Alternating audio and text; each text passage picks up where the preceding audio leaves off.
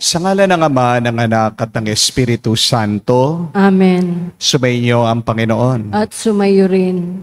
Mga kapatid, muli tayong bumabalik sa Banal na Misa para purihin natin, pasalamatan ang Diyos. Napakarami natin tinanggap sa Kanya, pero madalas nakakalimutan nating magpuri at magpasalamat sa Kanya. Kapatid, magandang pagnilayan. Bakit ba tayo nagbibigay? Bakit ba tayo nag-aalay sa Diyos? Ito ay isang uri ng ating pasasalamat sa Kanya. Sa mga pagkakataon na kung saan wala tayong ibang inisip kundi ang ating sarili. Sa mga pagkakataon na kung saan tayo'y nagpayaman at nagkulang tayo sa ating pananalig at pananampalataya sa Kanya. Hilingin natin muli ang Kanyang awa, ang Kanyang pagpapatawad, para tayo ay makitang karapat-dapat makatanggap sa mga banal na misteryo. Inaamin ko Sa makapangyarihang Diyos at sa inyo mga kapatid, na lubha akong nagkasala sa isip, sa salita at sa gawa at sa aking pagkukulang. Kaya isinasamo ko sa mahal na Birhen Maria, sa lahat ng mga anghel at mga banal, at sa inyo mga kapatid na ako ipanalangin sa Panginoong ating Diyos. kaawaan tayo na makapangyarihang Diyos, patawarin tayo sa ating mga kasalanan, patnubayan tayo sa buhay na walang hanggan. Amen. Panginoon, kaawaan mo kami. Panginoon, kaawaan mo kami. Kristo, kaawaan mo kami. Kristo, kaawaan mo kami. Panginoon, kaawaan mo kami. Panginoon, kaawaan mo kami. Manalangin tayo.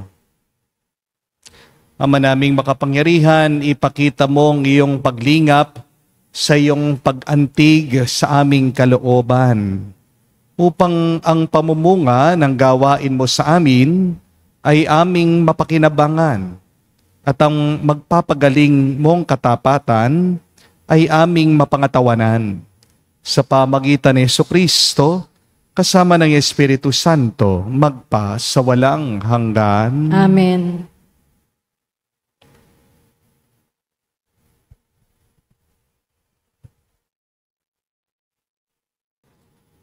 Ang simula ng aklat ni Propeta Daniel. Nang ikatlong taon ng pamamahala ni Haring Joachim sa Huda, ang Jerusalem ay nasakop ni Haring Nabucodonosor.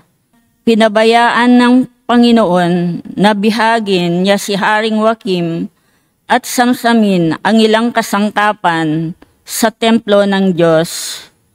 Lahat ng ito ay dinala ni Nabucodonosor sa templo ng kanyang Diyos-Diyosan sa Babylonia at inilagay sa silid na taguan ng kanyang yaman.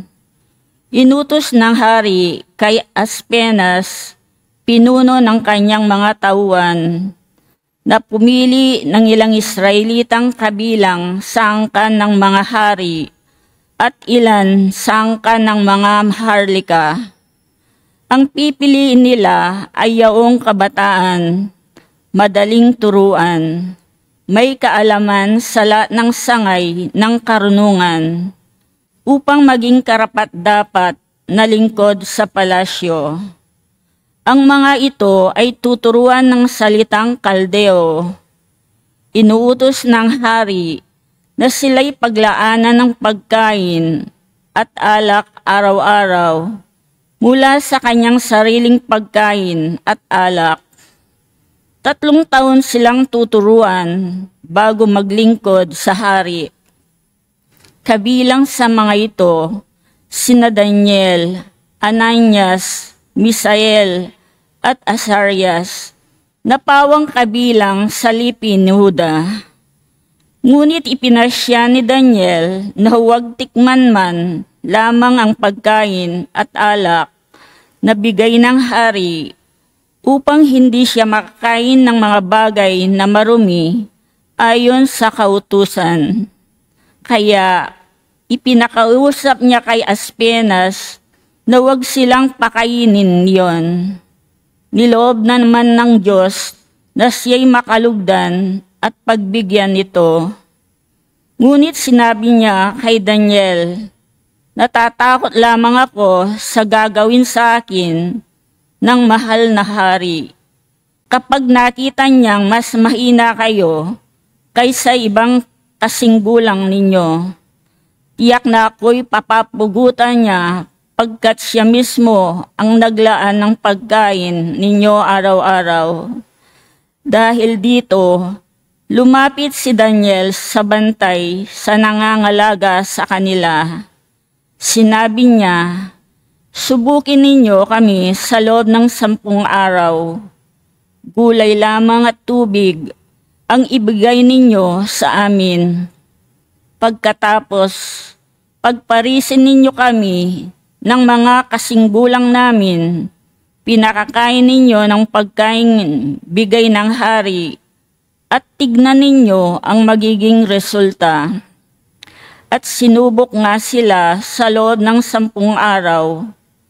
Nang sila'y pagparisin, pagkaraan ng 10 araw, nakitang mas maayos sila at malusog kaysa mga kasinggulang nilang pinakain ng pagkain ng hari. Kaya gulay at tubig na lamang ang ibinigay sa kanila sa halip na pagkain at inumin ng hari. Niloob ng Diyos na silang apat ay matuto ng lahat ng uri ng kaalaman. Bukod dito, si Daniel ay binigyan pa ng kaalaman tungkol sa pangitain at panaginip. Pagkaraan ng 3 taong itinakda ng hari sa pagsasanay sa kanila, ang lahat ng kabataan pinili ni Aspenas ay niharap niya kay Haring Nabucodonosor. Isa-isa silang kinausap ng hari, ngunit nakita niyang nakakahigit sina Danila, Ananias, Misael at Azarias. Kaya sila ang napili ng hari upang maglingkod sa palasyo. Sa lahat ng bagay, isnangguni sa kanila, nakita ng hari na higit na di hamak ang kaalaman nila kaysa mga salamangkero at engkantador ng kaharian. Ang salita ng Diyos. Salamat sa Diyos. Purihin at ipagdangal ang Diyos magpakailanman. Purihin at ipagdangal ang Diyos magpakailanman. Pinupuri ka naming Panginoon, Diyos ng aming ninuno. Karapat dapat kang ipagdangal at dakilain magpakailanman. Purihin ang iyong banal ay maluwalhating pangalan. Nararapat purihin at ipagdangal magpakailanman. Purihin at ipagdangal ang Diyos magpakailanman. Purihin ka sa iyong banal at marangal na tahanan. Lubang karapat dapat kang awitan at dakilain magpakailanman. Purihin at ipagdangal ang Diyos magpakailanman. Purihin ka nakaluluklok sa marangal mong trono. Karapat dapat kang awitan at dakilain magpakailanman. Purihin at ipagdangal ang Diyos magpakailanman. Mula sa iyong luklukan sa ibabaw ng mga kerubin, nakikita mo ang kalaliman at daigdig ng mga patay. Karapat dapat kang purihin at dakilain magpakailanman. Purihin at ipagdangal ang Diyos magpakailanman. Purihin ka sa buong sangkalangitan. Karapat dapat kang awitan at dakilain magpakailanman. Purihin at ipagdangal ang Diyos magpakailanman.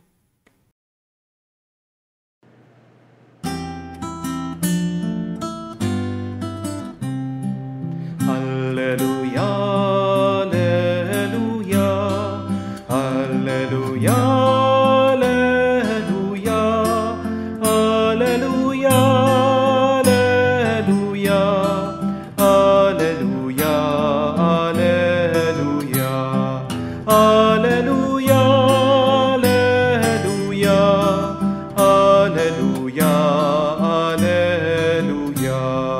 Lagi tayong magtanod sapagkat di natin talos ang pagbabalik ni Jesus. Alleluia, alleluia.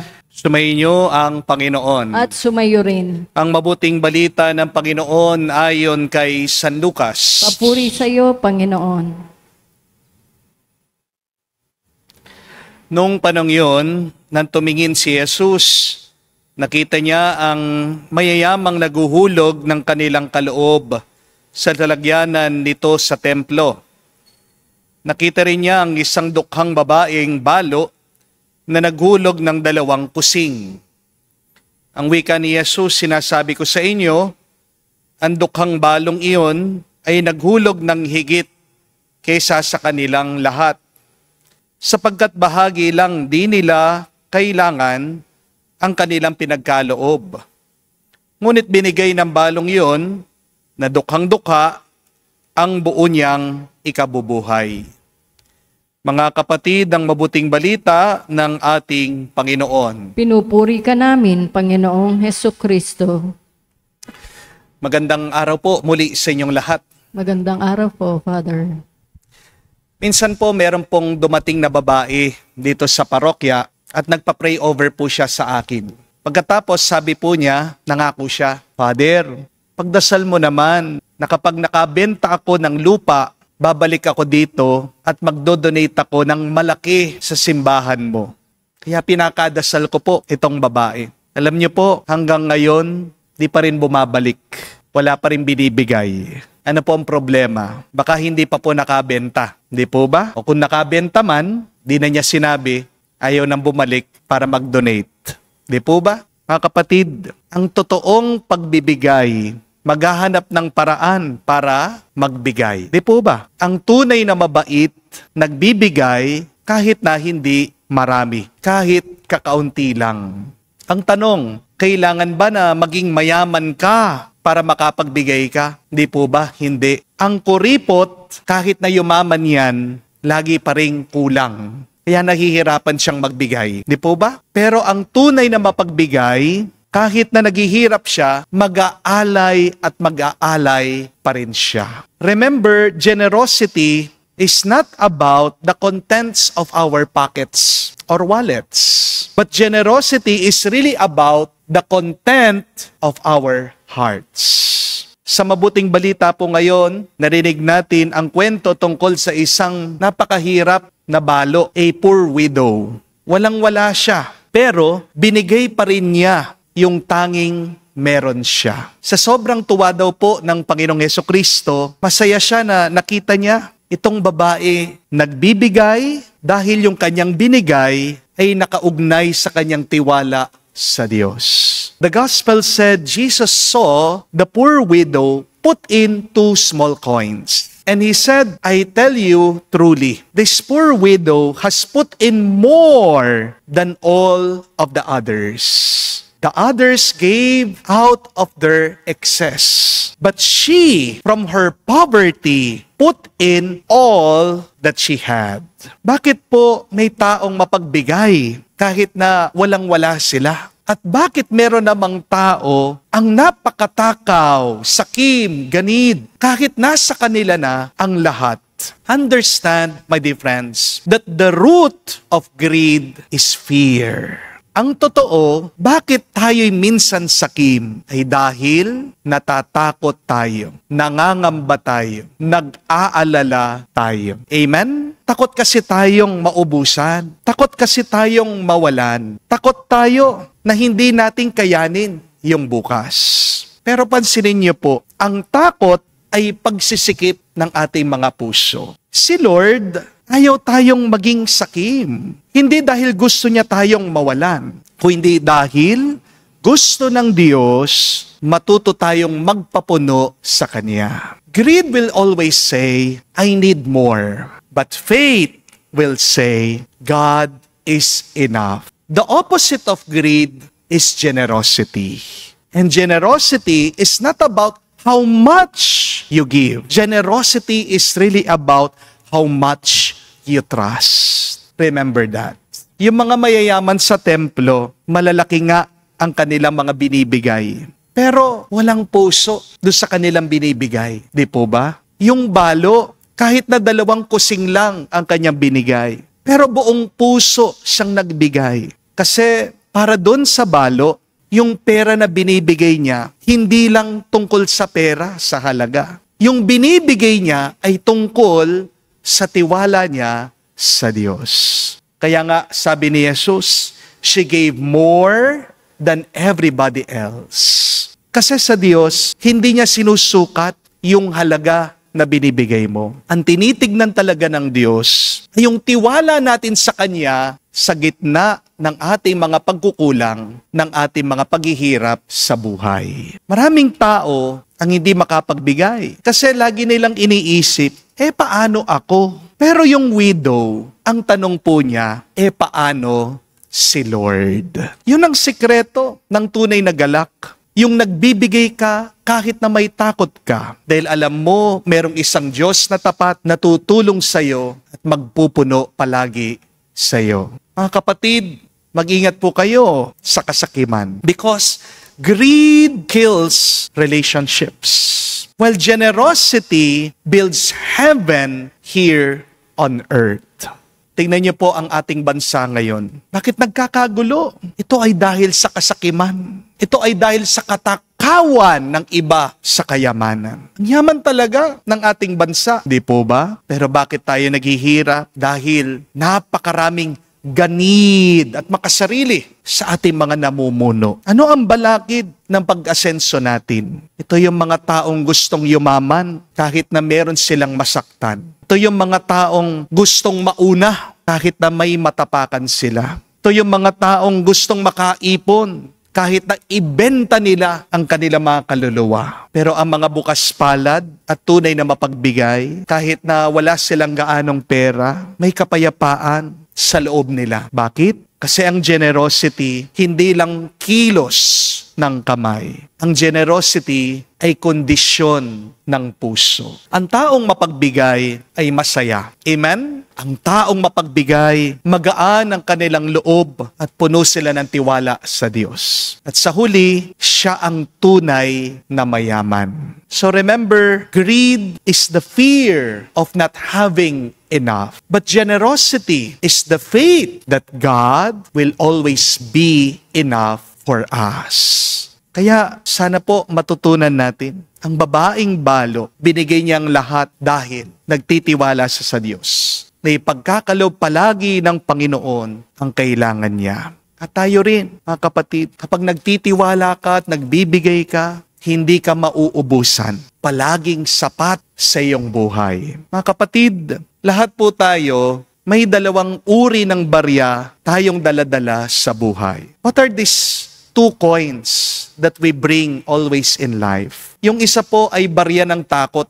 Yung isa ay barya ng tiwala. Araw-araw, pinapapili po tayo ng Panginoon. Kung aling barya ang iyong ihuhulog. Baka naman ikaw ay nag-iipon ng barya ng takot. O sana ikaw ay magbigay ng barya ng tiwala. Tandaan po natin, ang takot ay nag-iipon. Araw-araw, tayo po ay pinapapili ng Panginoon. Alin ang ihuhulog mo sa Kanya? Iwan mo ang iyong takot sa Kanya at ibigay mo rin ang iyong sarili sa Kanya. Magtiwala ka. Tandaan mo, kapag may takot ka, nag-iipon ka. Amen? Pero kapag may tiwala ka, nagbibigay ka. Kaya nga, sabi ni Jesus, she gave all that she had.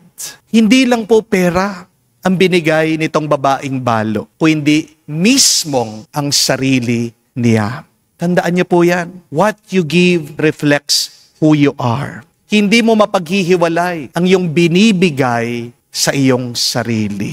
Sinasalamin ng iyong binibigay kung sino ka ba talaga. Sana ibigay mong lahat-lahat sa Diyos para lahat-lahat din ibigay niya sa iyo. Kung ibibigay mo ang lahat-lahat sa Diyos, hindi ka naman mawawalan. Also remember, God will not bless the size of your wallet, but rather, God blesses the size of your faith.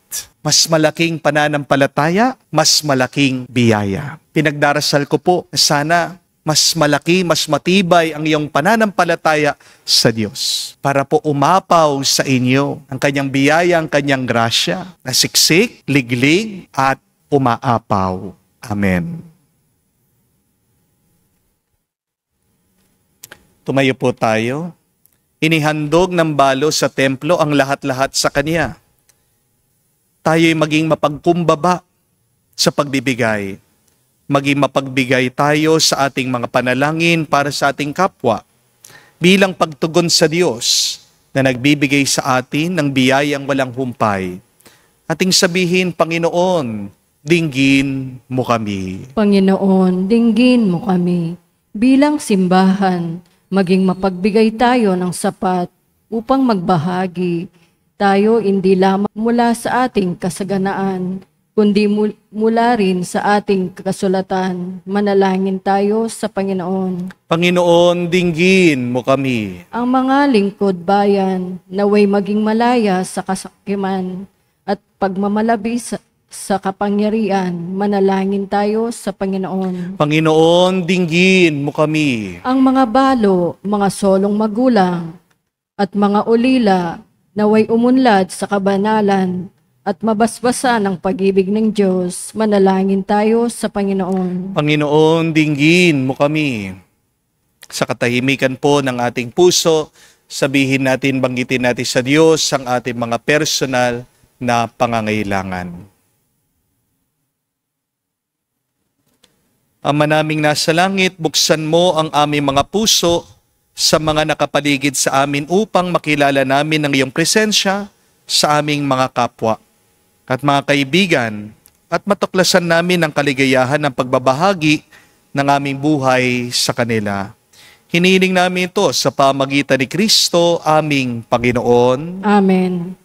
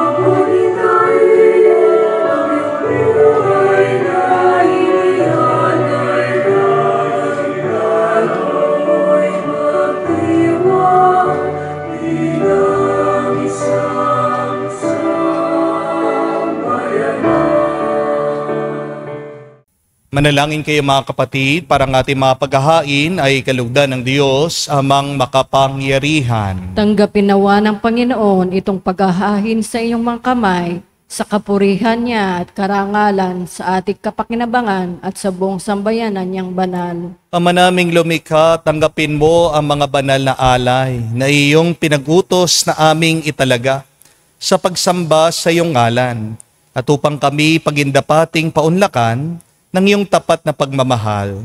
Gawin mong aming mga utos ay sundin naming kailanman. Sa pamagitan ni Jesucristo kasama ng Espiritu Santo, magpa sa walang hanggan. Amen. Sumainyo ang Panginoon. At sumayo rin. Itaas sa Diyos sa inyong mga puso at diwa. Itanaas na namin sa Panginoon. Pasalamatan natin ang Panginoong ating Diyos. Marapat na siya ay pasalamatan. Ama naming makapangyarihan, tunay nga marapat ikaw ang aming pasalamatan. Sa iyong paglingap at kagandang loob, ang tao'y nilikha mo, pinangasiwaan sa sansinuko.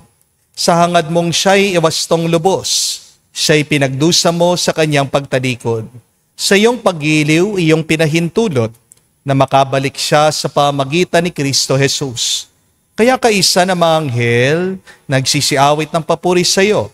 Nang walang humpay sa kalangitan, kami nagbubunyi sa iyong kadakilaan.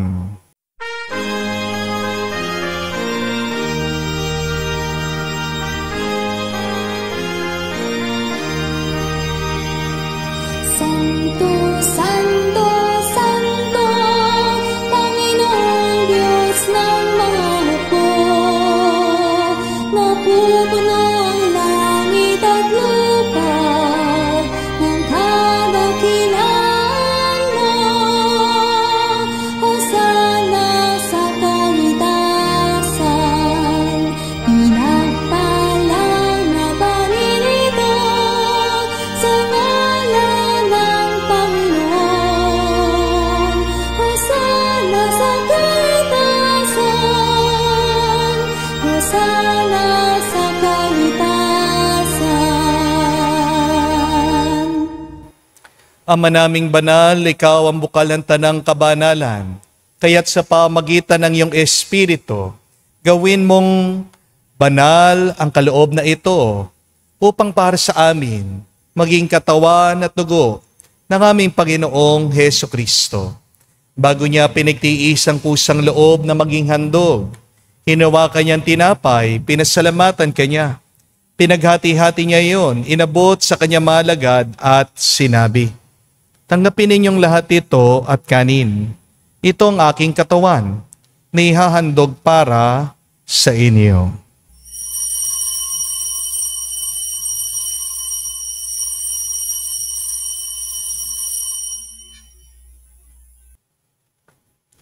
Gayon din naman, nang matapos ang hapunan, hinawakan niyang kalis, muli kanyang pinasalamatan. Nabot niya ang kalis sa kanya malagad at sinabi, "Tanggapin ninyong lahat ito at inumin. Ito ang kalis ng aking dugo, ng bago at walang hanggang tipan. Ang aking dugo na ibubuhos para sa inyo at para sa lahat, sa ipagpapatawad ng mga kasalanan. Gawin ninyo ito sa pag-alaala sa akin."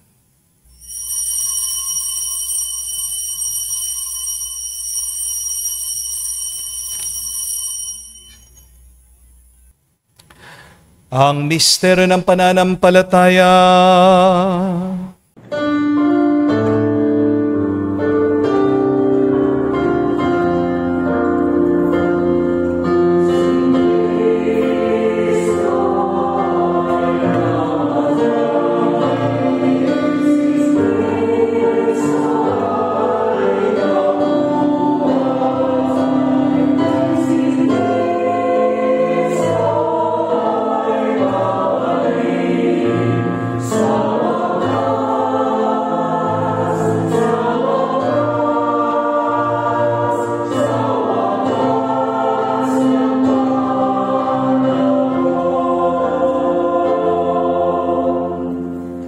Ama, ginagawa namin ngayon ang pag-alaala sa pagkamatay muling pagkabuhay ng iyong anak.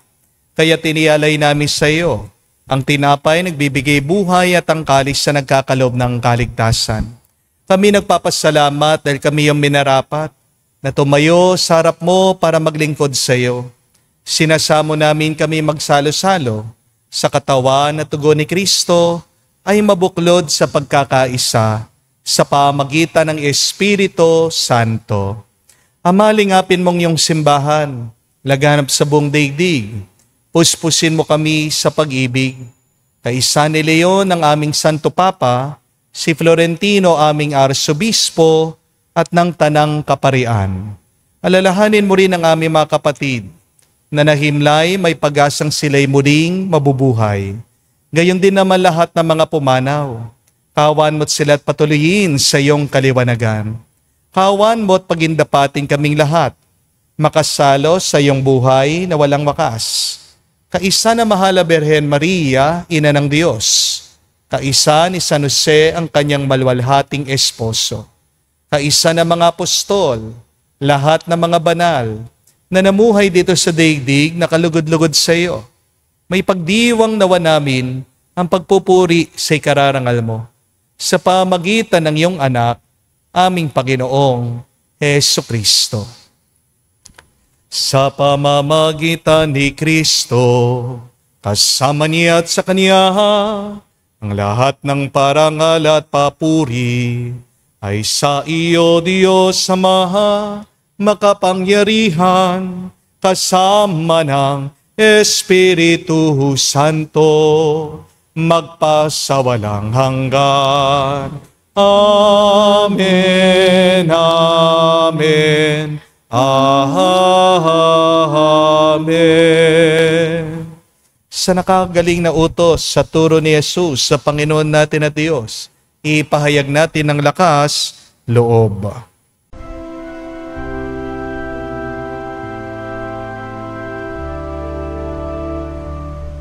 Ama namin, sumasalangit ka, sambahin ang ngalan mo, mapasa amin ang kaharian mo, sundin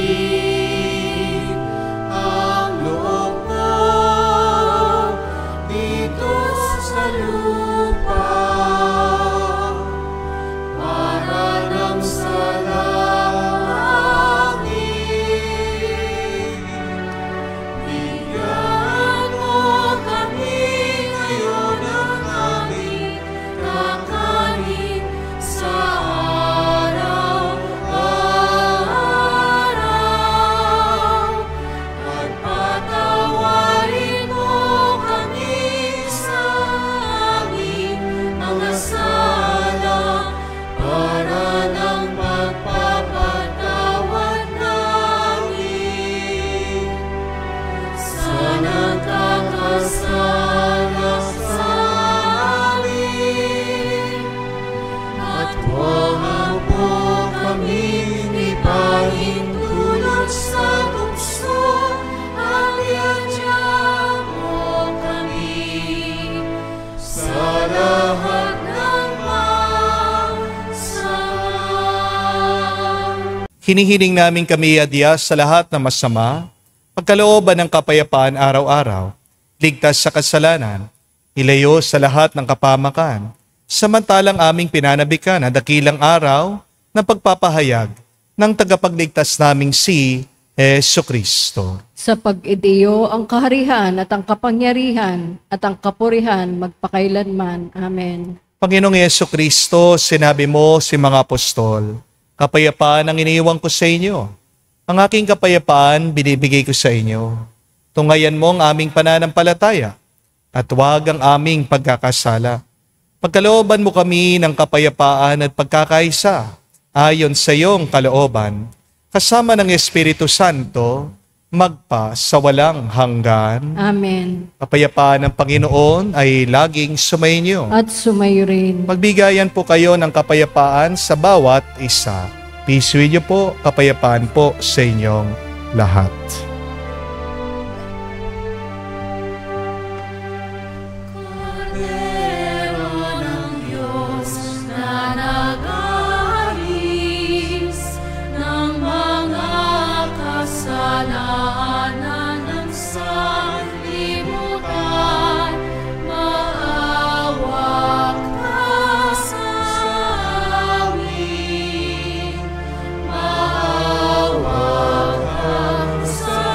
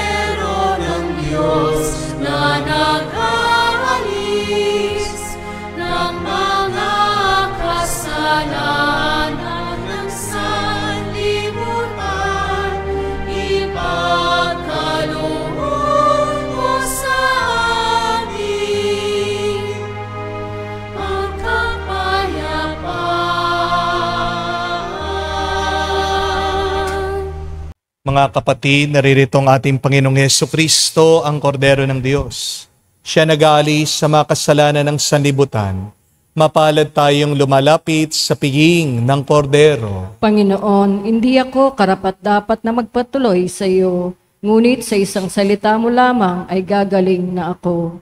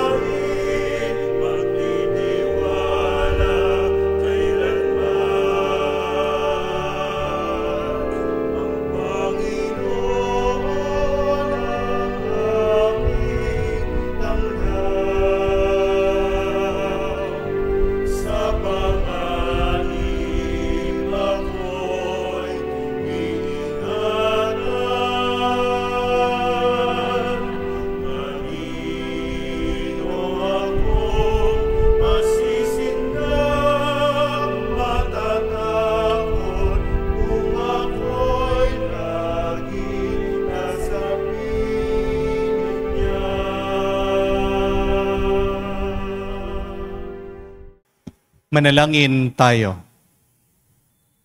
Ama namin mapagmahal, kaming pinagkakaloob mo ng pagsasalo sa iyong kagalakan ay lagi nawang lumingon sa pinanggalingan nitong banal na pakikinabang upang kami huwag mawalay sa iyo na aming hantungan. Sa pamagitan ni Jesucristo kasama ng Espiritu Santo, magpa sa walang hanggan. Amen. Tandaan niyo po mga kapatid na ang pagiging mabuti, mabait at mapagbigay ay hindi nakadepende sa halaga ng iyong pinagkakaloob. Generosity is not really about the amount that you give, but generosity is really about your character. Wala naman po yan sa laman ng ating mga bulsa. Ang tinitingnan ng Diyos ay hindi laman ng ating mga wallet, ng ating bulsa, ng ating bank account, o hindi ano ang laman ng ating puso. Ikaw ay nagbibigay dahil may sobra ka lang, o ikaw ay nagbibigay dahil nagtitiwala ka. Ano ang barya na dala-dala mo? Barya ng takot o barya ng tiwala? Mag-ingat kayo mga kapatid dahil pag ikaw ay natatakot, diyan ka nag-iipon, diyan ka nagiging sakim at ganid. Pero kapag puno ang iyong puso ng tiwala, binibigay mo lahat-lahat sa Diyos at nakikita yan ng Panginoon. Kaya naman lahat-lahat ipagkakalob niya sa iyo. Kahit na sabihin mong kapuspalad ka, marami kang utang, kakaunti ang pera na nasa iyo. Pag nagbibigay ka, sana puno yan ng pag-ibig, pagmamahal at tiwala.